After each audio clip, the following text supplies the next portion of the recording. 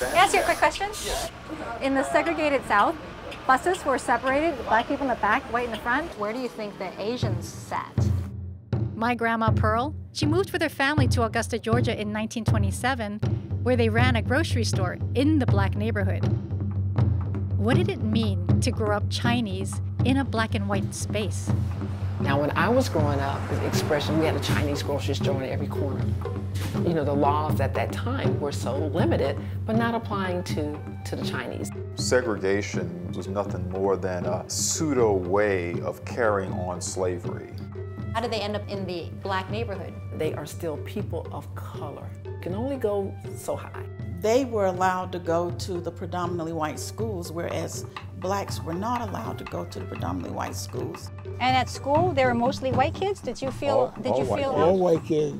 How did that make you feel? No mingling at all.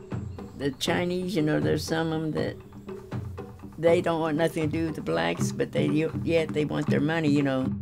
They played the blacks against the Chinese like the Chinese were a little better than the blacks and the whites was a little better than the Chinese. That's the way it went.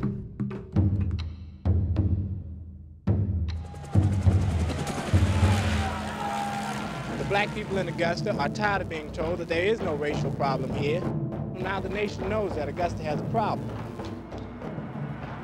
Why then during the riots did the black community take on the Chinese community and destroy the stores? Were they too close to Caucasians and too far from the blacks? How are we going to move forward if we don't address the past?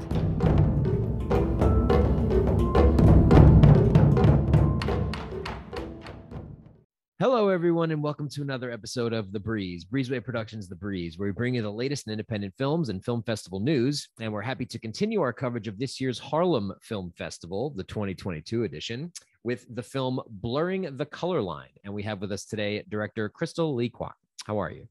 Hi, nice to meet you, Alex. Nice to meet you as well, and thank you for coming on the show. Tell us a bit about the film Blurring the Color Line, which is at the festival this year. So basically, in a nutshell, it follows my journey in trying to explore the racial dynamics between the Chinese community and the Black community during segregation, Jim Crow specifically, in Augusta, Georgia, where my grandmother's from. So that's kind of a nutshell of what it's all about. Right on.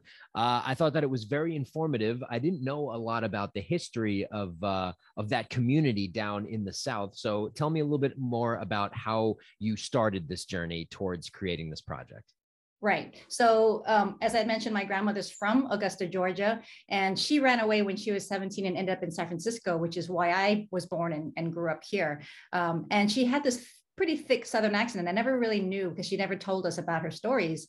And I started to dig, and I was close to my grandmother, so she would tell me things that she had done. And because they ran a grocery store, it was an interesting space for me to explore, because it was it's a fixed space, and it was a space of encounters, and it was very specifically a space between the Chinese storekeepers and the Black customers, because their store was in the Black neighborhood. Mm-hmm. So these dynamics got me thinking about a lot of things, and I realized I didn't know much about our racial history other than the surface level of slave history under Black history, and then Asian American history seems to be separated from Black history. So I thought, wow, okay, but there's some connection going on here. And I was determined to find a way to connect the two, because this really, the story, the actual location, and the fact that this family and many families, Chinese families, were thriving in this Black neighborhood that nobody knew about. Nobody knows about the Chinese in the South, first of all. And then, what are the complexities of it? What brought them there?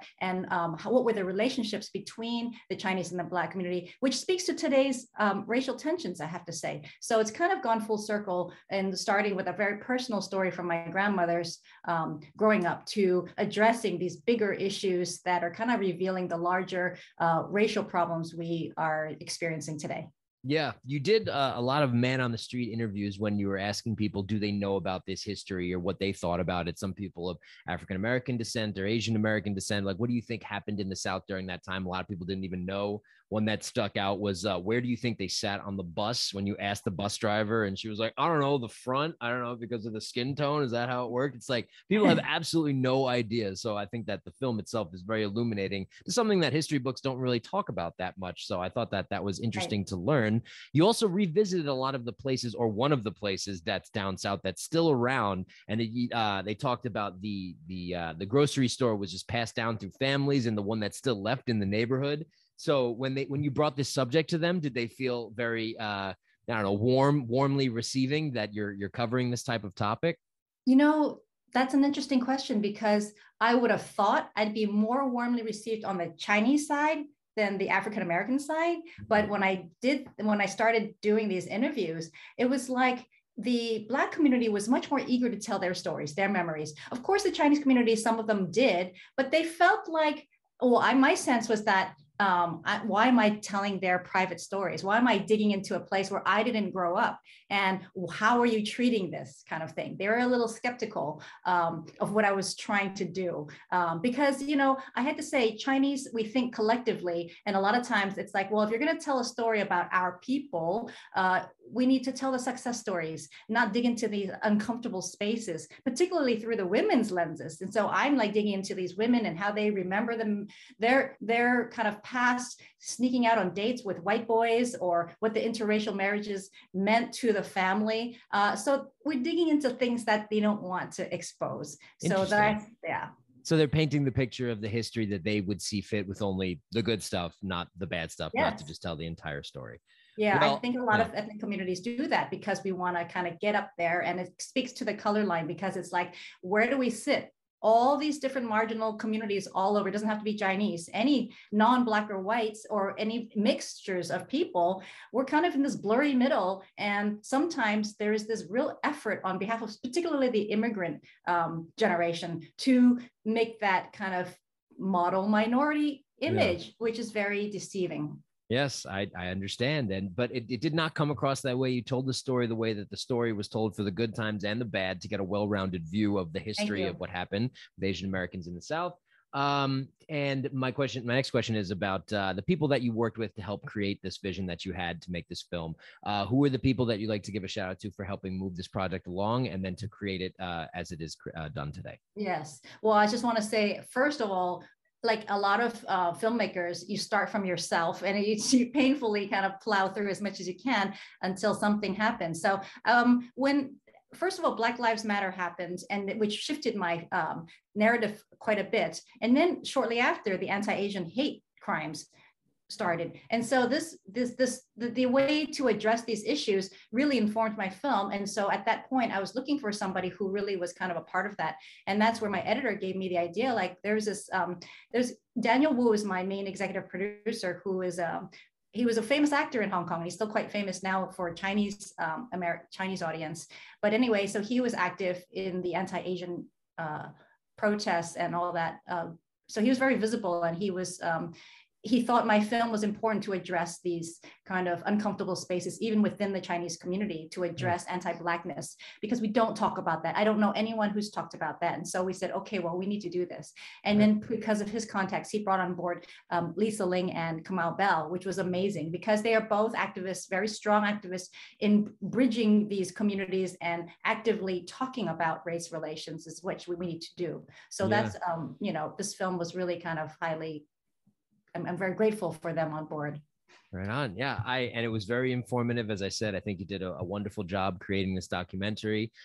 Blurring the Color Line, which screened at the Harlem Film Festival this year. Is there anything you'd like to say to the Harlem Film Festival for the official selection this year? Yes. Well, first of all, it was so significant to be in a space like this, because it's a historical space, right? And the fact that they accepted my film represents the recognition of blurring and blending and bridging these communities. Why is a story, for me being Asian American, going into a Black film festival, right? Where's the connection? So people need to recognize that is the bridge, and that we need to open up where things are connected, that our histories are intertwined, and a lot of people don't know it. And that's the beautiful thing. Once we get it out there, then people can start questioning their pre-existing notions of these Black and white spaces and go, wow, yeah, so maybe this will help us address going forward these tensions by looking at our past and looking at the wonderful things and how we were connected and the uncomfortable things. But that's why this space at Harlem was so special to me, because Nice.